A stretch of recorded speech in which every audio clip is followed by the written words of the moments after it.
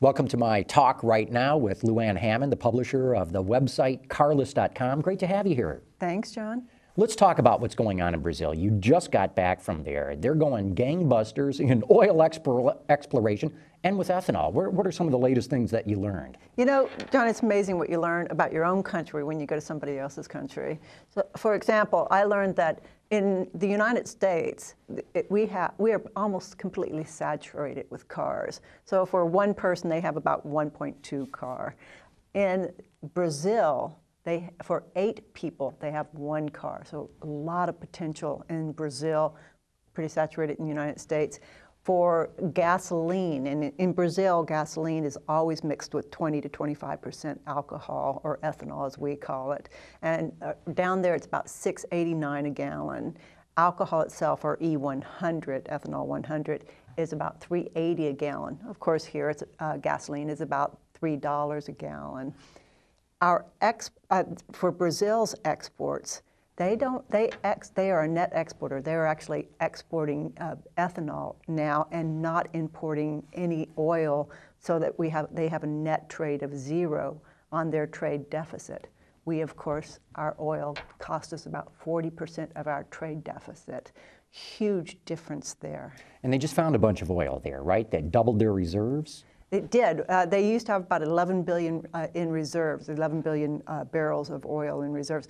Right off the coast of Rio de Janeiro, they found about 8 billion barrels of reserve of oil. So they're very happy about it. It's going to be deep. It's going to be about 4 times the cost of drilling that regular just Saudi Arabia oil will be. So you get about, I think it's $17 to $20 a barrel for Saudi Arabia oil. It's going to be about $72 to $80 a barrel to get this out of the salt and sea rock of Rio de Janeiro. But Petrobras says they will do it, and they'll do it in about 3 to 4 years, which is way different from what Venezuela is doing, because Venezuela is not putting money into the production of oil. So here the United States we're actually buying oil from Venezuela with no tariff, and we won't buy ethanol from Brazil without a tariff of 54 cents a gallon. When I went down there, I went down and said, okay, does this give you some leverage now? You know, now that you've found oil, because we need all the oil we can get. We need gasoline. We're 96% dependent on gasoline for our vehicles. Will this help? And they said, what about if instead we refine this oil in Brazil, mix it 10% with ethanol, and ship it to Asia, sell it to them? Well, that helps their Kyoto protocol, doesn't it? Sure, because it takes 10% of the carbon right out of the fuel. Right. And you just go, okay, why Asia? So I have to do a little bit more digging, because here I am thinking, you know, we've got a pretty decent agreement with Brazil on most things except for energy. And so I go to a couple other economists and say, what's going on? Why Asia? And they said, well, Asia, in particular Japan, Mitsui, is investing in ethanol production in Brazil. And Brazilians like it when people invest in their country. Poverty and crime still real rampant in Brazil. They need to develop as quickly as they can. They need to get some of these people out of the corrugated steel homes they live in, the favelas. So they really need all that development that they can. And if there are other countries willing to come in and help, then they're going to do it. America is having United States, excuse me, not America. United States is having problems right now with their subprime stuff. So they're seeing Brazil's seeing less IPOs from the United States market.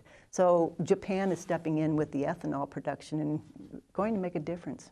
So where do you think this is all going for Brazil? It's going to become a net energy exporter, or I guess already is, but using this newfound oil and mix ethanol in with that and use that to help get its ethanol into world markets. I do think that's where it's going to go. I think that seeing that as a timeline of what could happen.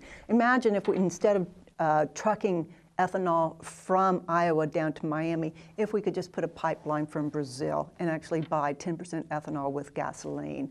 Brazil is also talking about taking the technology over to Mexico, and this was confirmed by a couple of journalist friends from Mexico, that they are looking at Brazil for the technology of learning how to create ethanol in their own country as well. So Brazil is looking very wide globally at ethanol and at how to help people, teach them how to create ethanol in a blend with gasoline. I should also say that Brazil's sales of flex fuel vehicles have gone from about almost zero just 5 or 6 years ago to 80% of the market now has flex fuel vehicles that they're buying. Very interesting. Watching this ethanol market develop in other places of the world. There's so much focus on it in the U.S., but we tend to ignore the fact that there's a lot of activity going on elsewhere.